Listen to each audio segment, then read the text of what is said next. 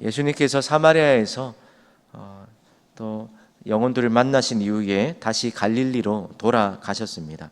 그리고 거기서 오늘 본문에 나오는 것처럼 갈릴리에서 두 번째 표적을 행하시는 장면을 오늘 우리가 보고 있습니다. 바로 왕의 신하의 아들을 고쳐주시는, 또 살려주시는 기적을 행하게 되셨습니다. 오늘 본문에 등장하는 이 왕의 신하와 또 갈릴리 사람들의 이 대조적인 모습을 통해서 설교의 제목처럼 참된 믿음의 모습이 무엇인지를 두 가지를 살펴보고자 합니다. 그럼 첫 번째로, 참된 믿음은 하나님께, 예수님께 우리의 모든 기대와 희망을 두는 것이라는 것입니다. 왕의 신하가 예수님께서 갈릴리로 오셨다는 이 소문을 듣게 되었습니다.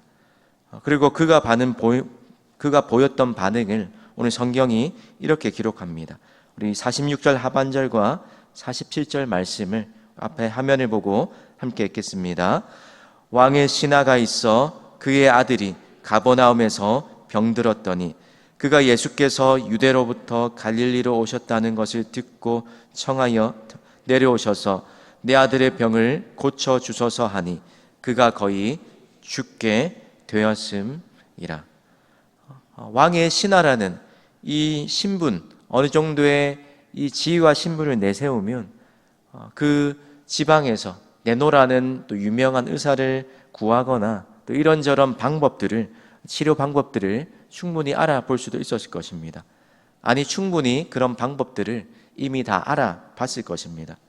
그런데 여러분, 이 왕의 신하의 모습을 통해서, 예수님 앞에 간청하는 이 왕의 신하의 모습을 통해서, 그런데 아무리 높은 지위와 신분이 있는 사람이라 할지라도, 우리에게 아무리 능력과 힘과 재물과 그 모든 것이 갖추어졌다 할지라도 사람의 힘으로, 우리 자신의 힘으로 절대 해결할 수 없는 그런 인생의 문제 앞에 우리가 한 번쯤 부딪힐 때가 있다는 것을 이야기하고 있는 것입니다.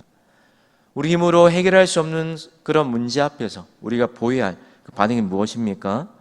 오늘 이 왕의 신하처럼 예수님께만 우리의 모든 기대와 소망을 두는 것, 그것이 바로 참된 믿음이라는 것입니다.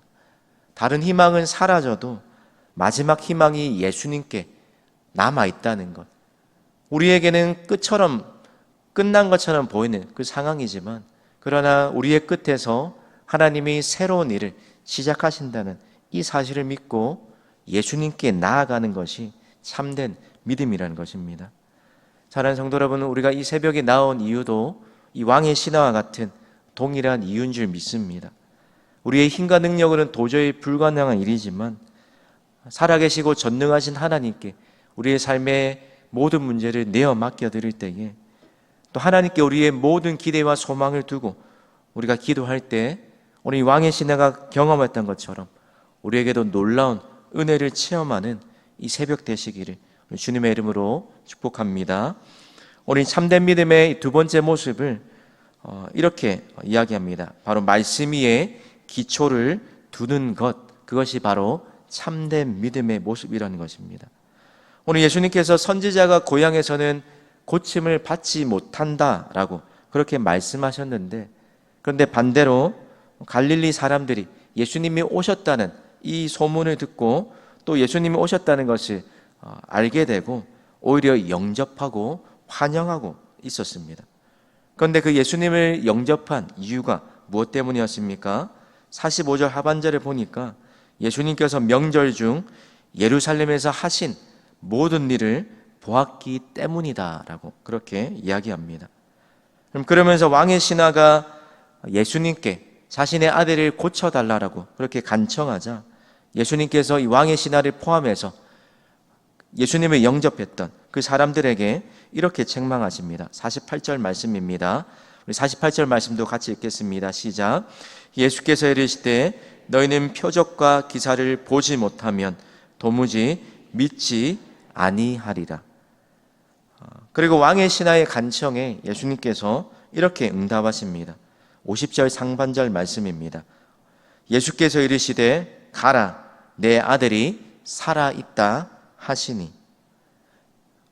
오늘 이 말씀을 통하여서 우리에게도 두 종류의 믿음이 있다는 사실들을 보여주고 있는 것입니다.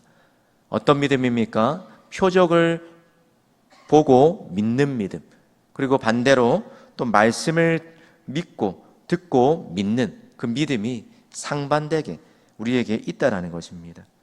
그럼 표적을 보고 믿는 믿음, 그리고 말씀을 듣고 믿는 이 믿음 중에서 예수님이 기뻐하시는, 예수님이 우리에게 원하시는 믿음은 어떤 믿음입니까? 표적을 보고 믿는 믿음이 아니라 오늘 왕의 신하에게 말씀하신 것처럼 가라, 내 아들이 살아있다 하시니 말씀 그대로 믿고 말씀을 온전히 또 붙잡는 믿음을 하나님께서 기뻐하신다는 것입니다. 왜 그렇습니까? 표정은 우리에게도 너무나도 또 믿음을 주는 중요한 한 방편이지만 또 너무나도 우리에게 중요한 또 귀중한 체험이 되기도 하지만, 그러나 우리의 마음을 끌 수는 있지만 이 표적 자체가 우리에게 온전한 믿음을 가져다 주지를 못하기 때문입니다. 또 상황에 따라서 또 개인에 따라서 우리의 체험과 이런 것들이 다 주관적이고 가변적이기 때문입니다. 오늘 왕의 신하도 처음에는 이 갈릴리 사람들처럼 예수님에 대한 소문을 듣고 예수님의 행하신 기적을 기대하고 예수님께 나왔는지도 모르겠습니다. 그래서 예수님께서 자신의 집에 오셔서 아들을 일으켜 주시는 이 기적을 기대했는지도 모르겠습니다. 그런데 예수님의 이 책망을 듣고 또 예수님께서 하신 말씀을 듣고 그의 반응이 이렇게 바뀝니다. 50절 하반절입니다. 우리 50절 하반절 말씀을 같이 읽습니다. 시작. 그 사람이 예수께서 하신 말씀을 믿고 가더니, 예수님께서 하신 말씀을 믿고 다시 돌아갔다라고 이 왕의 신하의 모습에 변화된 모습을 보여주고 있습니다. 이 말씀을 믿고 가는 그 길 중에 그 길에서 집에서 온 화인을 통해서 자신의 아이가 살아났다는 그 소식을 듣게 되었습니다. 그리고 고침을 받은 그때를 묻자 그때가 언제였는지 53절 말씀에 이렇게 기록합니다. 내 아들이 살아있다 말씀하신 그때인 줄 알고 자기와 그 온 집안이 다 믿으니라. 왕의 신하의 이 모습을 통해서, 이 왕의 신하의 믿음을 통해서 우리에게 알려주신 것이 무엇입니까? 바로 예수님께서 원하시는 믿음은 말씀에 대한 믿음이라는 것입니다. 다른 말로 말하면 우리의 믿음의 기초를 다른 것이 아니라 하나님 말씀에 두어야 한다는 사실들을 분명하게 알려주고 계신 것입니다. 그래서 우리가 잘 아는 대로 로마서 10장 17절에서 바울은 이렇게 이야기합니다. 우리 함께 로마서 10장 17절 말씀을 읽겠습니다. 그러므로 믿음은 들음에서 나며 들음은 그리스도의 말씀으로 말미암았느니라. 아멘. 사랑하는 성도 여러분, 온전한 믿음은 기적과 체험에 근거를 두는 것이 아니라 하나님의 말씀 그 위에 서가는 것인 줄 믿습니다. 오늘 우리가 말씀을 듣기 전에 찬송으로 고백했던 것처럼 오늘 이 하루도 이 눈에 아무 증거 아니 배어도 믿음만을 가지고서 늘 걸으며 이 귀에 아무 소리 아니 들려도 하나님의 약속 위에 굳게 서시는 저와 여러분의 믿음 되시기를 주님의 이름으로 축복합니다. 우리 화면에 있는 기도 제목을 함께 읽겠습니다. 모든 기대와 희망을 오직 예수님께만 두며 살아가게 하옵소서. 보고 듣는 것에 의존하지 않고 말씀 위에 믿음의 기초를 세우게 하옵소서. 아멘. 기도하겠습니다. 하나님 아버지, 오늘 왕의 신하의 모습처럼 우리 인생의 모든 기대와 희망이 오직 살아계시고 참되시고 전능하신 하나님께만인 줄 믿습니다.